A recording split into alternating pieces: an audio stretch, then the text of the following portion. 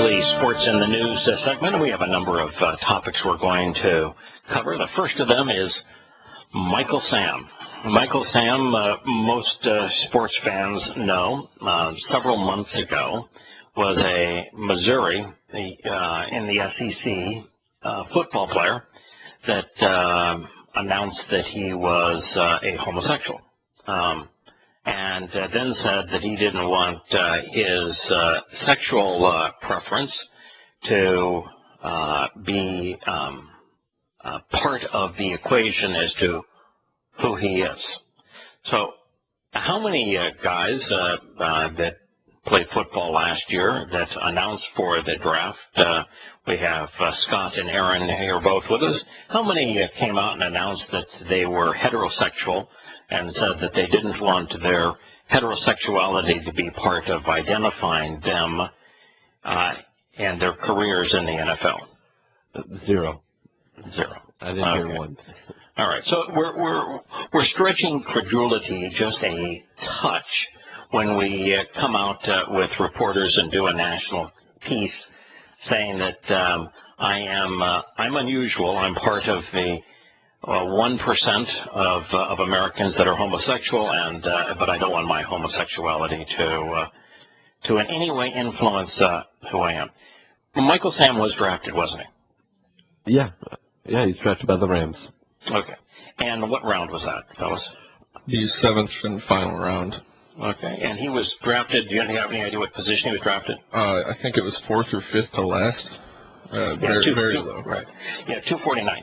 You know what the 253rd draft each year is called? 256 every year. Okay. What's he called? Mr. Irrelevance. Mr. Irrelevant. You're right. It's 256. Mr. Irrelevant. So he's 7 from being irrelevant. Does ESPN have cameras on draft picks in the 7th round in their homes, wherever they may be? Generally, no. They do have cameras on those who are drafted in the 1st round, and many of those drafted in the 2nd round. But by the time they get to the 7th round, well, then, are they just with cameras here, there, and everywhere, hoping to catch the surprise person? No, not normally. But they made such a big deal about him when he initially came out that you knew they were going to do it. You knew they were going to put a camera on him. Yep. Now, the reason that he ended up being a 7th rounder versus earlier is he had a horrible showing at the NFL Combine. Yeah, in addition to that, I mean, he's too small for the position that he wants to play and too slow for the positions that he could play at that size, which is why he wasn't projected to be a very high round pick. He's a tweener, and the issue is that because he came out today and he said, "Oh, I should have went in the 3rd round." But here's the problem: is that because he was an All-American, SEC Defensive Player of the Year, but those are things that are media. A media outlet looks at those and they vote on those. And what they do is you're just looking at a stat line. So when I tell you that this guy plays in the SEC and he had 19 tackles for a loss, 11.5 sacks. Those are good numbers. You say, okay, those are good numbers. But a scout, this is where a scout is way different than the media, is he has to go in and look at those games. And when you look at those games, he got 9 sacks. He had 3 sacks each game against Florida, who was not a good team. Alabama State, who tell me. We're not talking about Alabama here. We're talking about Alabama State. Yeah, we're talking about Alabama State. Tell me, give me a player on Alabama State, and then Vanderbilt. So he's not. When you get a majority of sacks in 3 games against lesser competition, something as a scout, something doesn't sit well there. And the other thing is that you got to remember that in the NFL, you have people that have been accused of murder, rape, convicted of assault, gun charges, possession of numerous illegal substances, and that includes their owners, dog fighting. You got guys that are multiple DUI guys. And probably any other crime imaginable that you can think of between jaywalking, shooting bomb in an airport. So not a 49er fan. But all these guys, if you can play and you show on tape that you can play, they will pick you. They will pick you. They will pick you, and they will find a spot for you.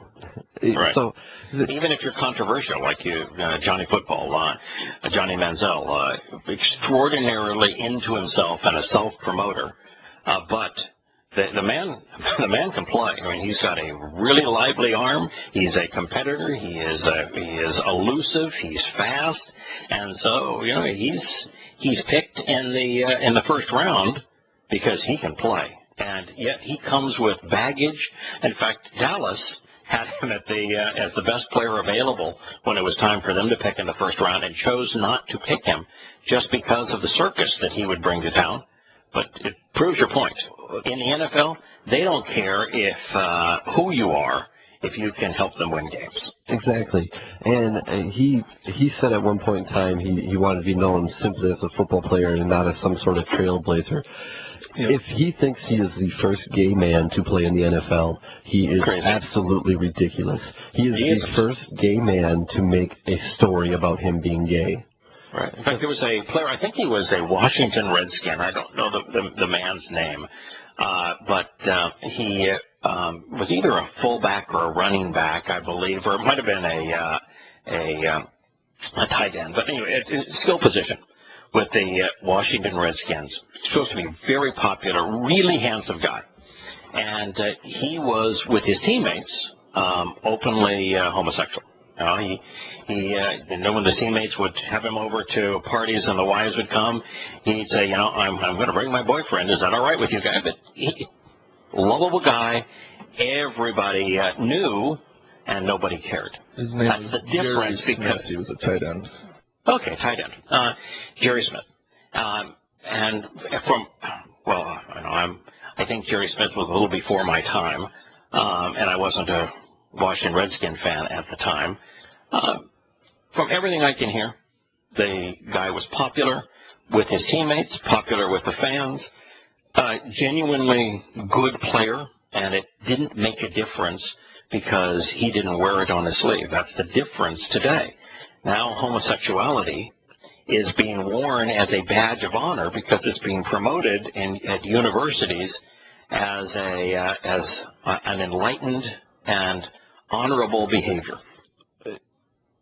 And they're presenting it in a way that if I don't acknowledge that if I just say Michael Sam is not a good football player, and I don't acknowledge that he's gay, then I'm doing a disservice to him.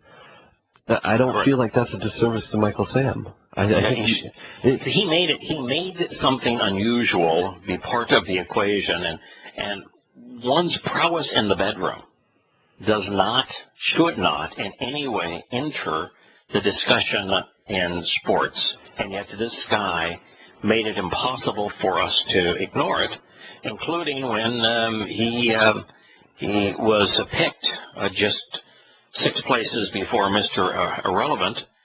There he was in front of the camera, kissing his boyfriend. Well, and if you're afraid that coming out as gay is going to hurt your draft stock, you wait until after the draft.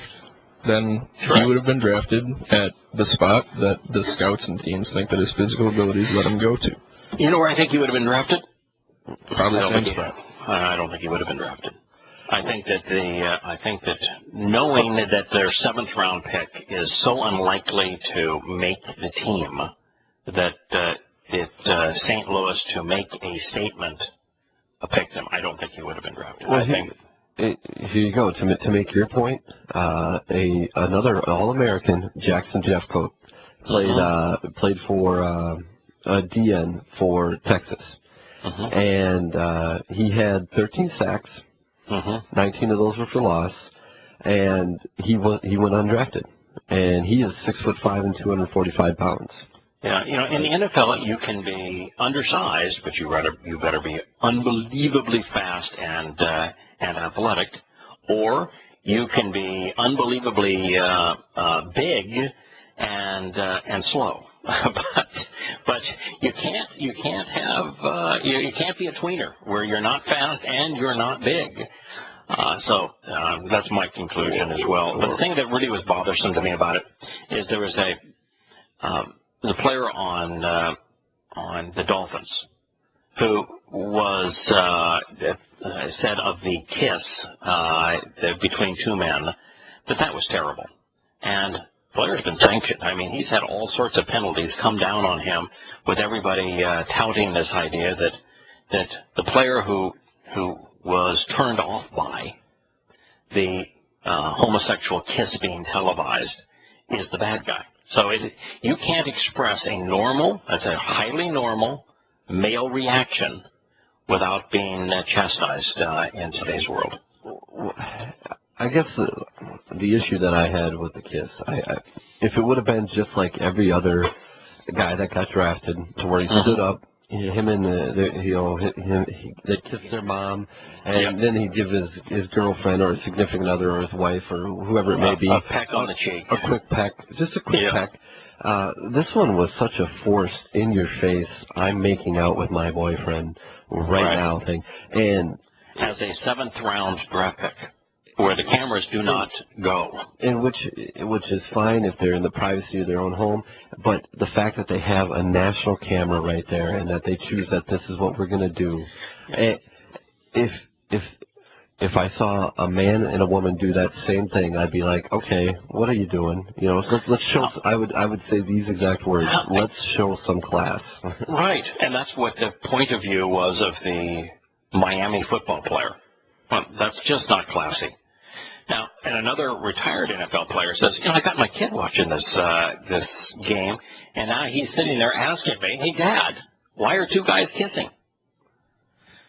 It's an uncomfortable situation, and we've tried to make it heroic because guess what? The President of the United States sent him a letter.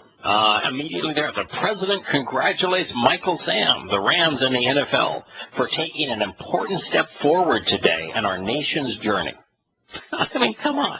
That is so ridiculously over the top that it's heroic. It's an important step. It's part of our national's journey. It's a step forward. When your sexuality is abnormal and you make it part of your persona in sports. I would take the same position with Joe Willie Namath. Joe Willie Namath made his womanizing part of his persona. I didn't find it attractive. I didn't want any part of it.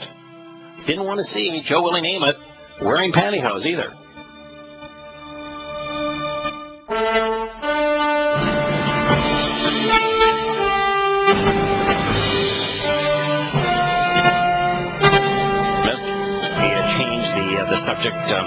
I've got a couple of more comments on all of this. One of them, Scott raised during the break. What does the second of President Obama's two lines sound like? What did the President of the United States say regarding Michael Sam? From the playing field to the corporate boardroom, LGBT Americans prove every day that you should be judged by what you do and not who you are.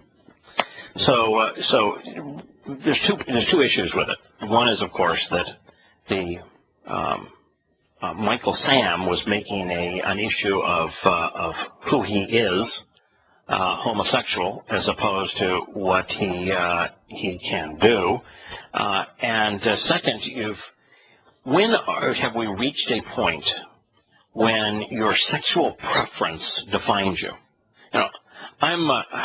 I've stated here in the show for the first time ever, probably was obvious since I've been married for 30 years, that I'm a heterosexual male, and it ought not ever matter. I've been doing this program for over 2 years, and there's never been an instance where we're describing my sexual preference other than to say, I'm opposed to pedophilia, I'm opposed to rape, I'm opposed to sexually abusing women.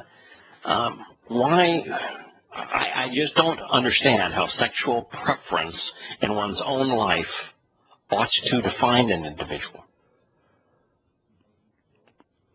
I think the counter-argument would be that the people that are treated differently because they are homosexual feel that they're being defined just by that. But if they weren't, I have hired, because I've had companies with thousands of employees. But during the times when the companies were smaller and I was actually myself in charge of hiring, I have knowingly hired many homosexual men and women. From a business point of view, I really didn't care so long as the individual wasn't wearing it as a defining aspect of their nature.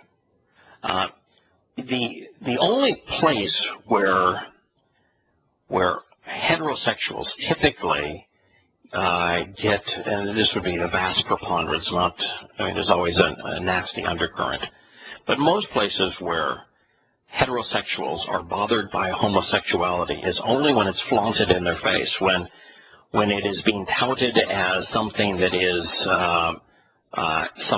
normal and that should be viewed in a superior way. So when Michael Sam touts it and throws it in my face, I'm bothered by it. If it was, oh, by the way, Michael Sam happens to be homosexual, then I wouldn't care. So it's only when they define themselves that way and wear it as this defines me, neon lights, that those that are bothered by it are bothered. Here's a hypothetical for you. What if you never knew Michael Sam was gay, and he was projected to go in the third round, and he was, a vibrant character. So ESPN had somebody there, and he gets drafted, and him and his boyfriend, he gets drafted, and his boyfriend gives him a hug and gives him that quick peck on the cheek, and he gives him a quick peck back. Yeah. And that's how we see he's gay. Yes. I would personally turn away while the peck is happening. I just don't like seeing guys. I don't watch sports for sexual content, so I would have turned away by that moment, but I wouldn't have cared. At that point, I'd say, all right, so it's 1% of society is homosexual. There's 200 and some odd guys selected here. We would naturally assume, if this is a cross-section of America, that 2 to 3 of them are going to be homosexual. I wouldn't care. I feel like I'd be the same way. I think my thought would just be, so he's, wouldn't care. He's gay. Would not care. Now, I'm kind of a Putin-esque individual in this regard. Putin passed a law that says you can be homosexual. You can do whatever you want in the privacy of your own home. You can be as homosexual as you wish to be. In fact, even out in the street, if you want to hold hands and smooch, that is your business. But if you try to make your sexual orientation a cause celeb politically, then we have a problem. And that's kind of where I stand on this whole issue. I don't care what people choose to do. I just don't want it flaunted. I don't want it thrown in my face. Yeah, I wasn't bothered by the kiss at all. I mean, when you say presented normal, it doesn't strike me as that abnormal, really. It happens. This whole story will go away at some point. Yeah, we'll have Glenn on our next segment, but one last thought. When Brett Favre, who was one of my favorite football players, married man, took a picture of his ding-a-ling and tried to text it to a cheerleader for the New York Jets to solicit favors, I was not only not impressed, I chose to no longer be a fan.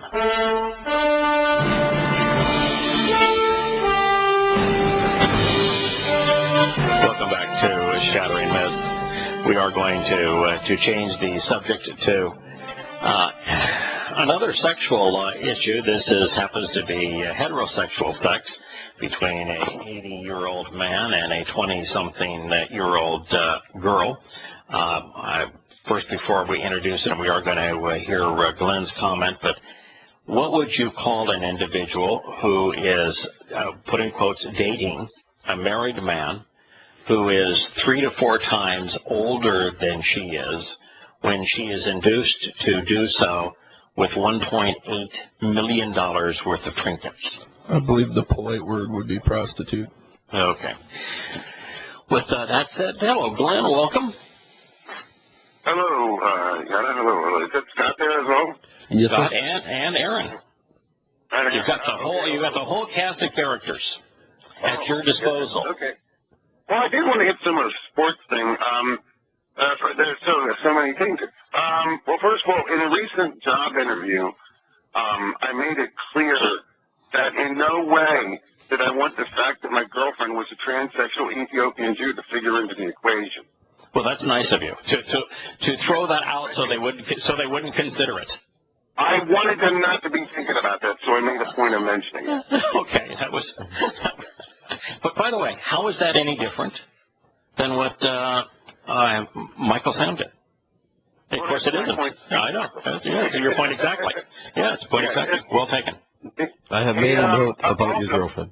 Yeah, by the way, we have made a note, and when you call this program in future times, I have instructed Aaron, and he has agreed that we will not ever elevate your status or postpone you because of the fact that you have an Ethiopian Jewish girlfriend. I think there's another aspect of her background, too. Yeah. That you, transsexual, yeah. Oh, transsexual, that she was trans. Well, but by the way, if she's a transsexual, is she a he or is he a she? Well, or does that matter? Or does that matter? It doesn't matter. I'm appalled. I'm offended that you would ask. I believe the answer is yes.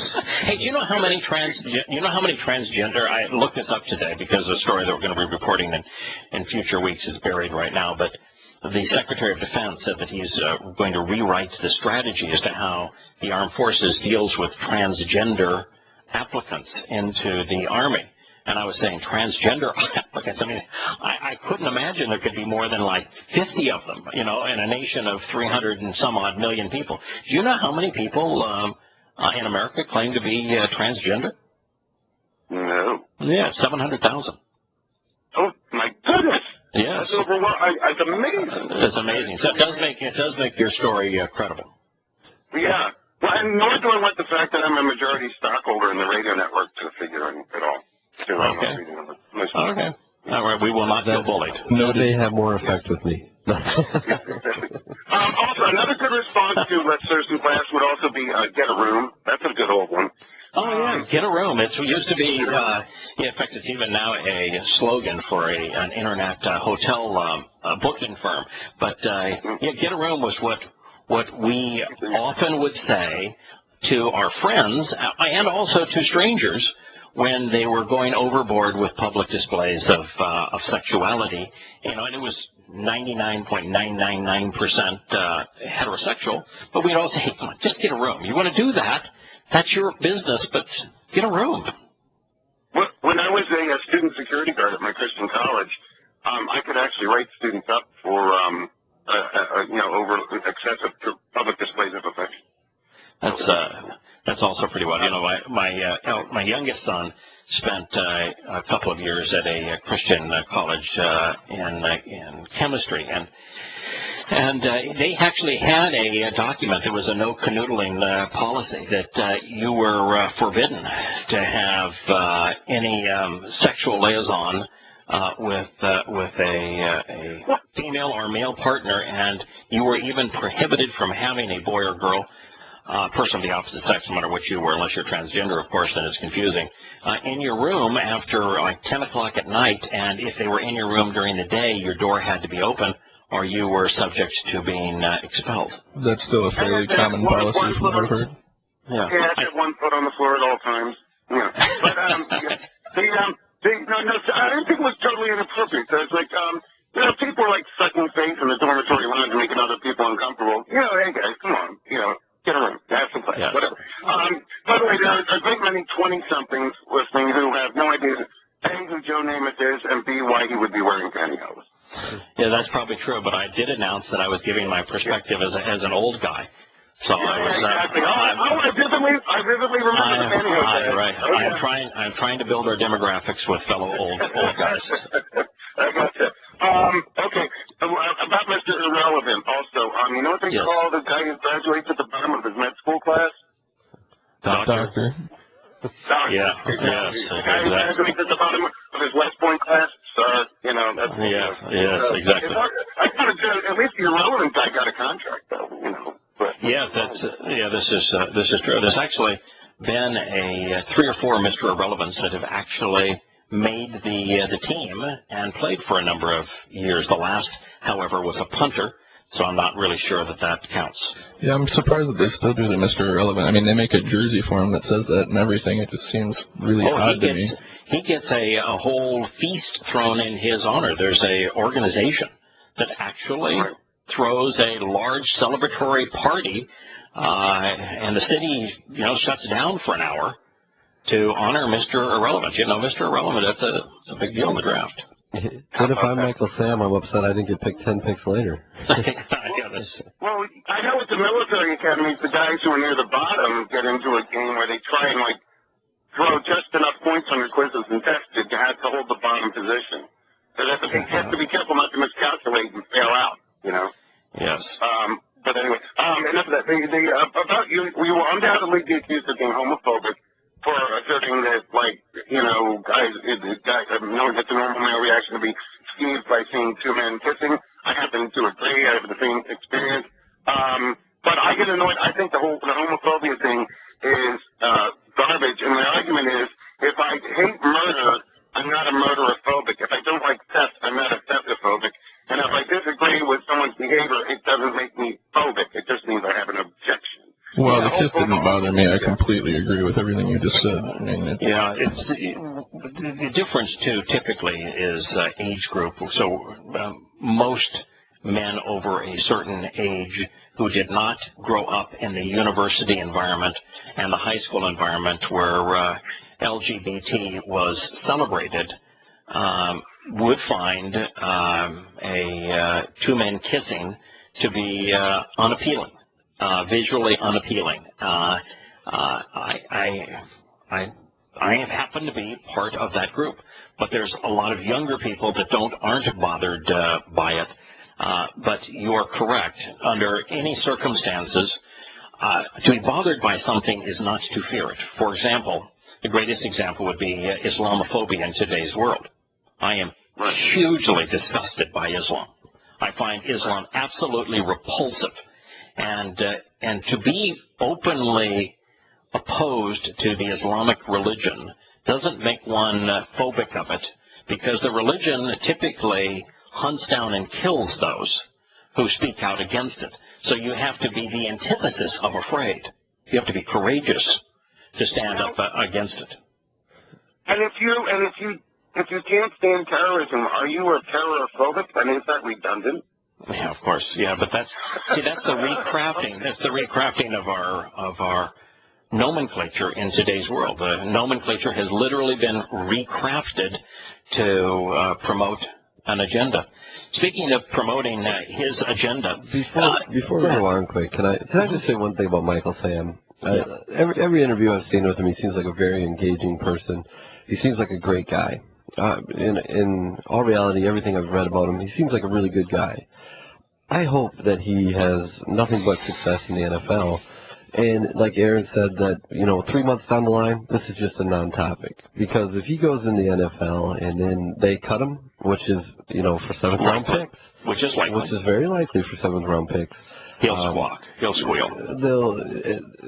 There'll be a big uproar because he was cut for reasons that aren't true. If he doesn't get cut and he plays, and because he is either too slow or undersized, he is injured or demoted, we'll hear it as well. Yep. It's just it ought not to be. I think that we're focused on the wrong thing. Speaking of focused on the wrong thing, do you hear that Donald Sterling over the weekend tried to say that he's not a racist, that the only reason he was baited into having that conversation is he, now a married man, 80 years old, he said, I'm trying to have sex with my black girlfriend, and I felt jealous that she was hanging around and taking pictures with younger black men, and I'm just jealous. I was just trying to have sex with her. Well, if that's the case, then you and Aaron are completely off base about what you were talking about before with a prostitute. She's an escort. He's paying for her company. The guy is at very least a narcissist and a classist, Yes, he is. He is. Yes, I don't think he is a racist. I think that he's a classist. He is a person that thinks that wealth has made him superior and that all other people are inferior. But I actually don't think he's a racist. So it gets us to the point of, all right, so his comments and most of what he has to say is reprehensible. I personally think that as a married man that I'm trying to bribe a girl that, in addition to giving her $1.8 million, I have to demean myself to the point that I'm begging her to have sex with me, that my $1.8 million is not sufficient, that kind of a person is pretty reprehensible. But should he be forced to give up his NBA team that he's owned for 35 years because of one inappropriate, illegally recorded conversation between he and his prostitute? Escort. He's paying for a company. A prostitute, you pay for their company too. I know. I guess that the difference would be at $1.8 million, you are you are a high class prostitute. But even at that point, when you are recording illegally your, what do they call the guy that uses the prostitute? They call it John. I believe so. I think that you're recording your John, you're baiting him into a comment that's going to, and then you're blackmailing him over it.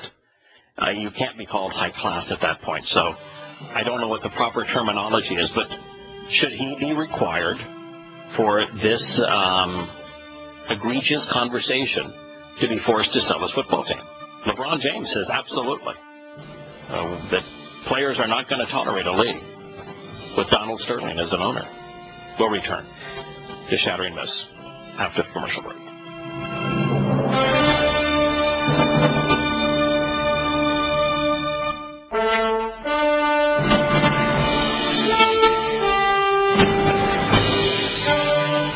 Welcome back to Shattering Myths. Interesting question, particularly since this week, Michael Jordan, who I've met, never a nice guy. Mike, I don't think there's anybody that actually has met him or has actually paid attention to his responses, but maybe falls in love with his resume of last-minute shots and championships and Nike Air commercials. He's not a nice guy. He's really hostile towards most everyone. Look no farther than his Hall of Fame speech. Right. That's true. Yeah, demeaning people. Yeah. Now, and he holds a grudge. And he holds a grudge forever. Michael Jordan said that he was a racist when he, as a young man. Now, he's a guy that we know that he holds grudges forever. Claims to be a racist. Yet no one seems to be bothered by African American athletes holding being racially prejudiced against whites, but when an owner says something in a conversation with his high-priced whore, then that's a different story. In defense of him, on that is that you can change. You can change, and he has been around enough white teammates throughout his NBA career and everything like that. And he's even he's a guy that shows that he doesn't change. Well, he has even gone as far as if he thinks that somebody can help him win games, because he drafted Adam Morrison out of Gonzaga, so obviously he's not holding. He might have an opinion on white people, but it's not something that he's holding against them. On a basketball team or a football team, which are predominantly African American. If a white guy shows up in a skill position, like Wes Welker is going to try to play wide receiver, how is that individual initially received by the majority, not all, but the majority of African American players? They're looked at as a kind of a what are you doing here? I don't know. They're not actually saying. They're not actually going to say anything. But they do. Well, they might. They said, "What are you doing here, white boy?" Some people might, but let's just say you're going to have to prove that you belong. You have to prove to them that you belong. That's correct. You do have to prove, and then once you prove, in most sports, you look at at the Clippers with Blake Griffin. I think Blake Griffin is loved by that team. In fact, that team is more family probably than any basketball team in a long time, which is interesting that this would all befall them, because that is an interesting blend. It's majority black, but there's white players on that team that are stars, and that team is family. I mean, they spend a lot of time together, which is the ideal scenario, where skin color ought not matter. Well, like I told you in the break, in sports, if you can help a team win, they love it. They're not gonna. They don't care if you're, Asian, Jeremy Lin. They don't care if you're black or white. If you can help the team win, and you're willing to buy in and be part of a team, Aaron made an interesting statement though on racism. I asked him. I said, do you think that most African American athletes are racist? And your comment was. I said there's probably some, but it also depends on what your definition of racism is. I think it's tossed around a little lightly. Yeah. So if your definition of racism is you have to act upon it, your deeds have to be racist. For example, the Ottoman Turks murdered 1.5 million Armenian Christians. That would cross the line as my deeds are racist. Most of them. Yes. But if so you would distinguish between racial deeds and racial words. Right. When Michael Jordan, the only person saying that Michael Jordan needs to be a racist right now is Michael Jordan. Correct. In a new book that he's promoting, as a side note. But yes. He's calling himself a racist, and the only example that I ever see come up, because I haven't bought and read the book, is he threw a cup at a white girl that called him a racial slur. So that's the response that he had. I would agree with Aaron on that. I think most people, back to the, a white guy stepping onto the field as a receiver or something like that, I wouldn't say they're racist, but they're prejudiced. They prejudge you as you're stepping out there. And prejudice, by the way, is often wise. There are places where prejudice is wise. Now, judging a person interviewing for a job in business based on their skin color would be stupid. But, for example, if I'm boarding an airplane and there's a guy wearing a turban that is holding a Quran, I'm going to be more concerned with the likelihood that they would attempt to hijack the airplane than I am a little old grandmother that is holding a romantic novel. Her knitting supplies. Oh, yeah. I mean, even her knitting supplies. So there are times when being discerning, perceptive, actually work on our behalf. Maybe we didn't even get to the most important story.